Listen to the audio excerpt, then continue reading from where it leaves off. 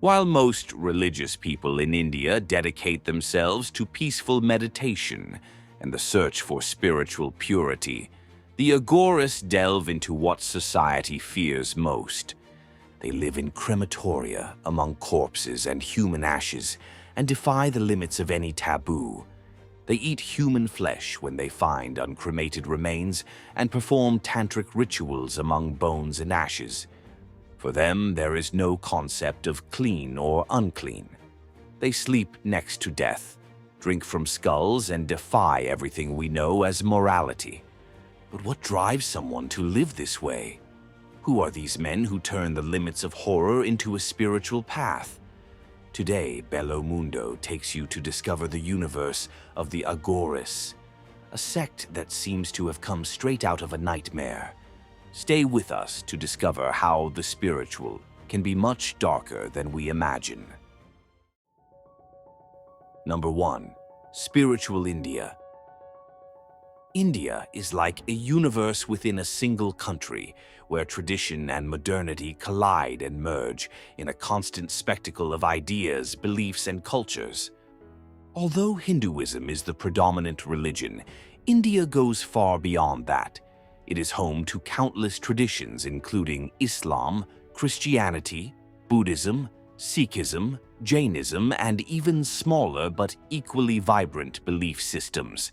This diversity makes the country a veritable mosaic of spirituality. Their divinity isn't just found in Hindu temples or Islamic mosques.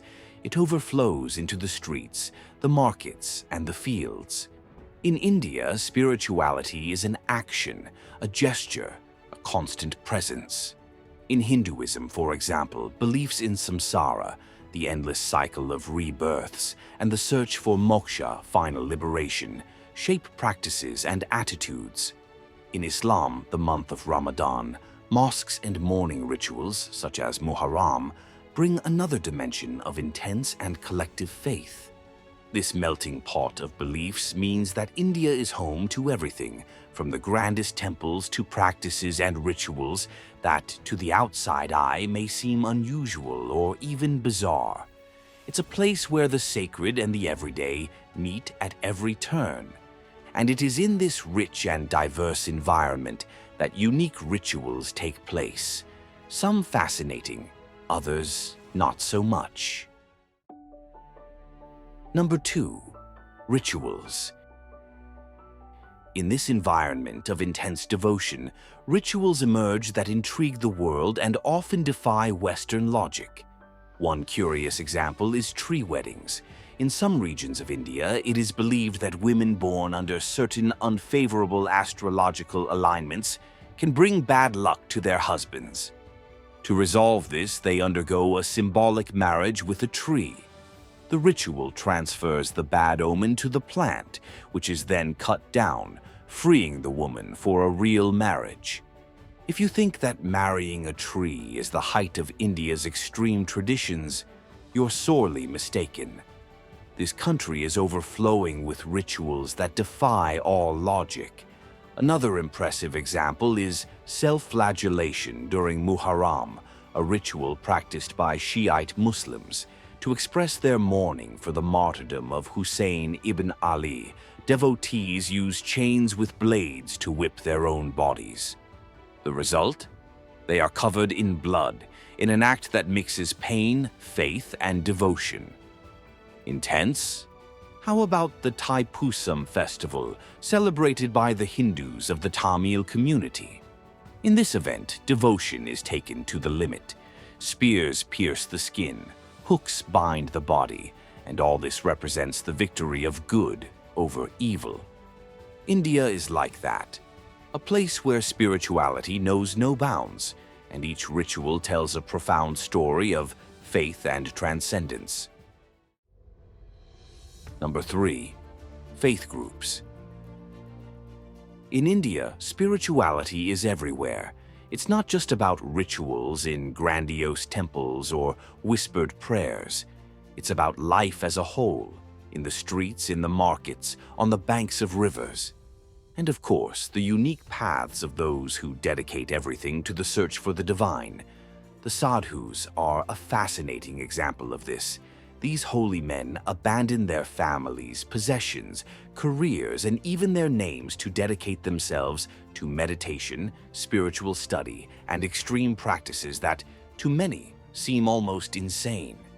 Can you imagine living naked in icy Himalayan caves or holding your arm up for decades until it atrophies? For the sadhus, this is more than physical endurance, it's transcendence.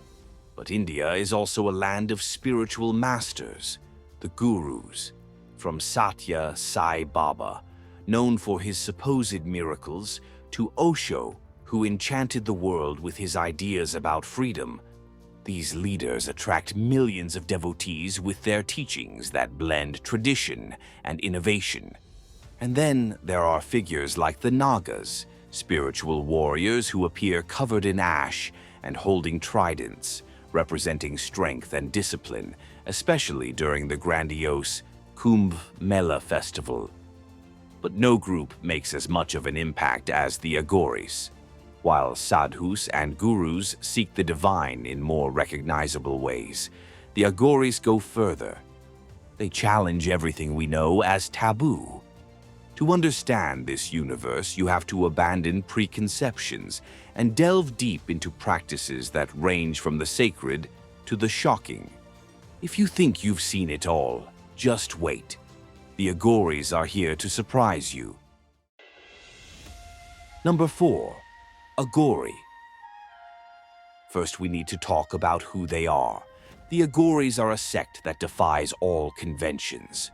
Devotees of Shiva, not in his peaceful form, but as the destroyer and renewer, and of the goddess Kali, worshipped as the mother who transforms destruction into creation.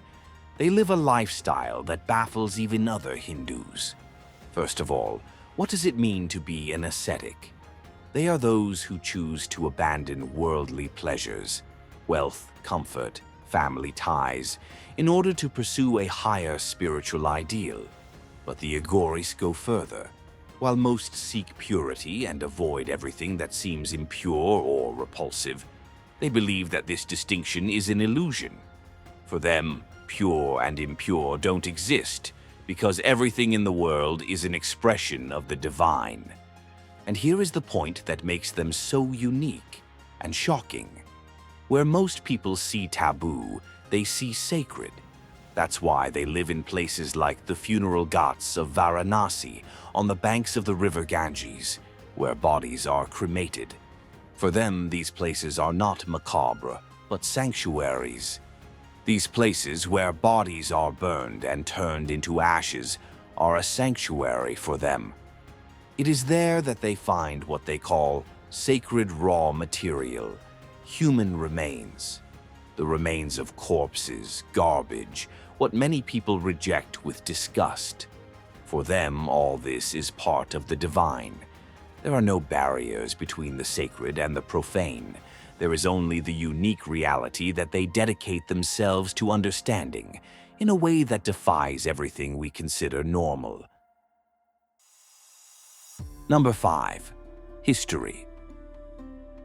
To understand the Aghoris, we need to go back in time to medieval India between the 8th and 13th centuries. It was during this period that the first records of groups that challenged everything that society considered pure and acceptable appeared. Among them were the Kapalikas, the skull-bearers, and the Kalamukas, extreme devotees of Shiva, but not the serene Shiva that many know, but his most ferocious and destructive face. The Kapalikas carried human skulls as ritual bowls and lived in places that no one dared to set foot in, cemeteries and crematoria. These places, avoided by all, were sacred to them. The idea was clear: to reach the divine not just by worshipping, but by defying what society saw as forbidden. Eating, living, and meditating, where others saw only death, was, for them, a way of transcending the bonds of the world. Although these groups disappeared, their philosophy and radical practices echoed down the centuries, inspiring later movements. And it was from this legacy of transgression and devotion that the Aghoris were born. For them, breaking with everything, fears, notions of purity, and taboos, is the way to reach the deepest truth of the universe. Number 6. Tradition. The first traces of what would become this practice began to emerge between the 15th and 17th centuries with a man who became central to this story, Baba Kinaram.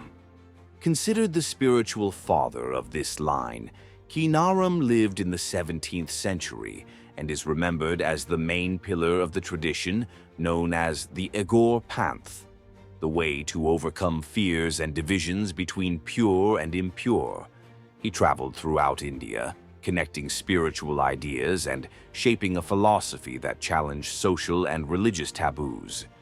When he settled in Varanasi, one of Hinduism's holiest cities, he created a center of learning that still carries his legacy today, Crematoria.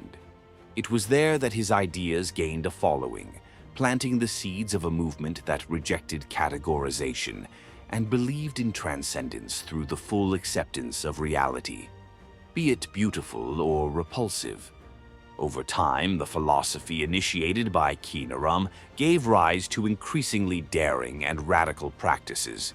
Some followers decided to take these ideas to the extreme, living on the edge between the sacred and the profane.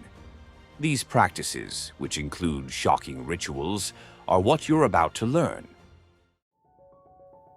Number 7.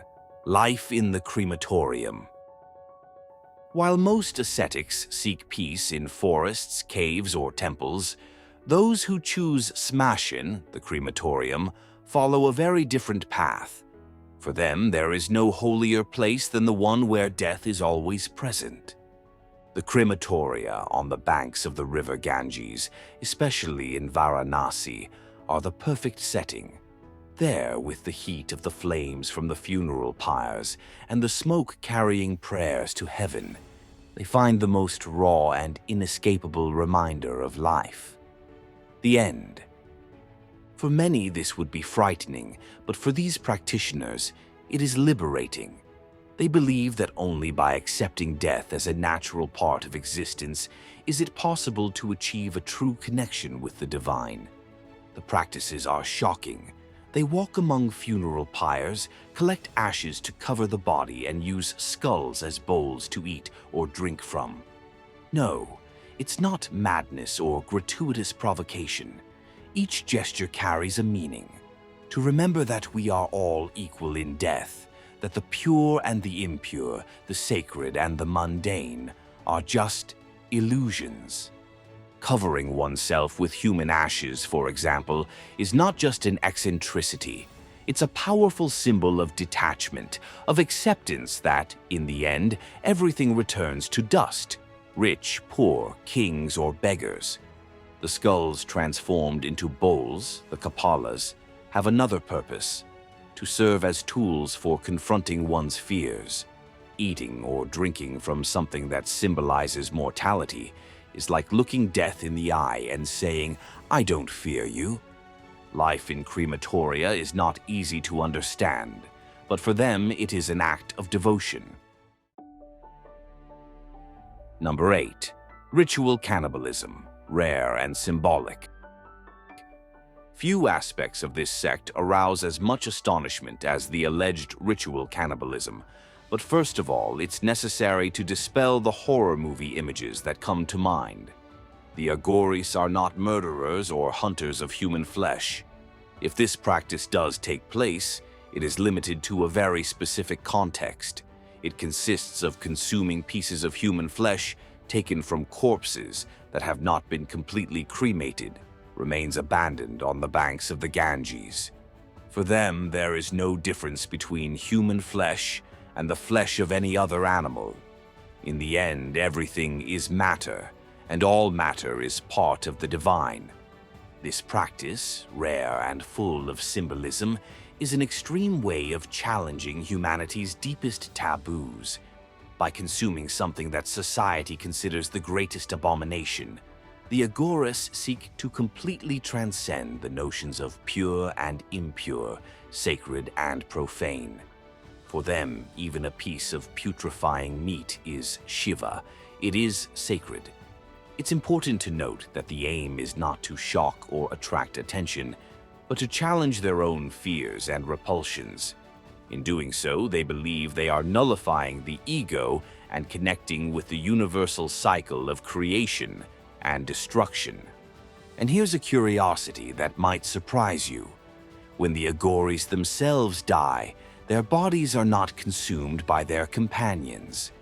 They follow the usual funeral rituals, being cremated or buried like anyone else. Number 9. Tantric and sexual rituals.